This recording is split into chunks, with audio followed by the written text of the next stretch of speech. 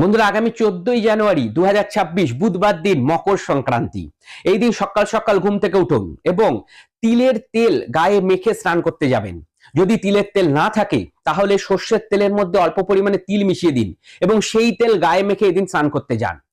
আপনারা গঙ্গাতে গিয়ে স্নান করতে পারেন, কিন্তু গঙ্গাতে যারা যেতে পারবেন না তারা বাড়িতেই বালতির মধ্যে অল্প পরিমাণে গঙ্গা জল নিন, তার মধ্যে স্নানের জল মেশান এবং স্নান করুন। স্নান করে উঠে সূর্যদেবকে অবশ্যই অর্ঘ্য নিবেদন করবেন। একটা তামার পাত্র নেবেন, জল নেবেন, তার মধ্যে অল্প পরিমাণের আতপ চাল দেবেন, সিঁদুর বা লাল চন্দন দেবেন, একটা লাল ফুল দেবেন, দূর্বা দেবেন কিছুটা এবং সূর্যদেবের উদ্দেশ্যে অর্ঘ্যটা নিবেদন করে দিন।